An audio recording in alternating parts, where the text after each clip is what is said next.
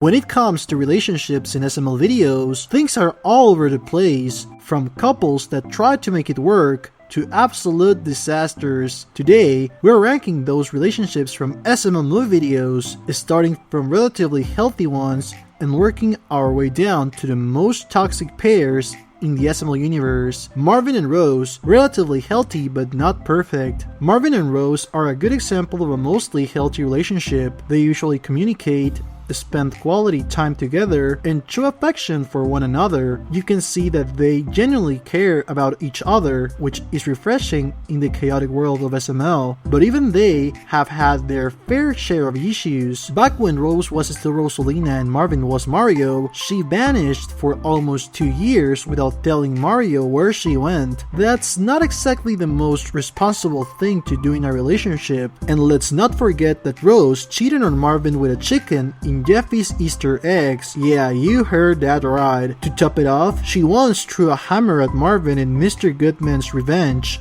Meanwhile, Marvin isn't blameless either. He was cheating on Rose with Clarissa Fitzpatrick in another video. So while they make things work and seem to care for each other, it's not all sunshine and roses. Junior and Penelope, mostly toxic with some sweet moments. Junior and Penelope's relationship isn't quite at rock bottom, but it's definitely not what we'll call healthy. Junior constantly insults Penelope, calls her names, and makes fun of her appearance. Even though he likes her deep down, he really struggles to show it in a respectful way. He's also kissed other girls while they were dating and gets insanely jealous if Penelope even talks to other boys. There are moments when Junior shows he cares and Penelope occasionally gives him the benefit of the doubt, but overall, it's a toxic dynamic. If Junior could learn to be less mean and insecure, they might have a chance, but as it stands, it's hard to call this a healthy relationship. Brooking T. Guy and Karen is sweet, Brooking Guy is a problem. Karen,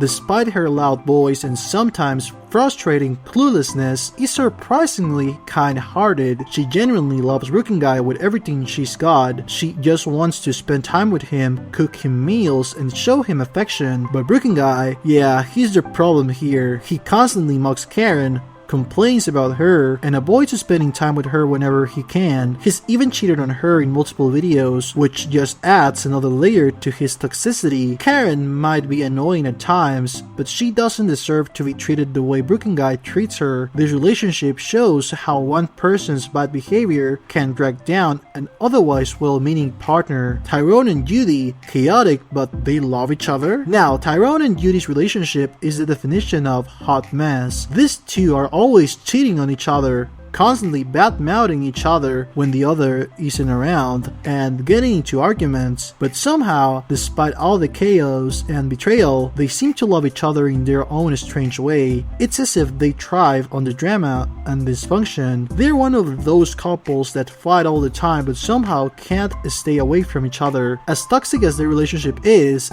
it's hard to deny that they have found their version of happiness, even if it's one giant mess to everyone watching. Hank and Hank Huckerdoo, one-sided toxicity with a twist. Hank and Suzanne Huckerdoo's relationship is another example of a toxic pairing. Suzanne has repeatedly tried to cheat on Hank, even going after Marvin, although Marvin isn't exactly interested in her. On the other hand, Hank isn't innocent either, as he can be pretty toxic towards Suzanne, though his toxic behavior isn't as blatant as hers. This couple shows that when both partners are self-centered and unfaithful, the relationship turns into a constant struggle for attention and control. Their dynamic is messy, with each of them undermining the other whenever they can. Mr. Goodman and Mr. Goodman's wife, wealth and infidelity gone wrong. Mr. Goodman's marriage was just as toxic as you would expect. It's heavily implied that Mr. Goodman cheated on his wife many times, showing no real interest in maintaining a meaningful relationship with her. Meanwhile, Mr. Goodman's wife didn't seem too committed either.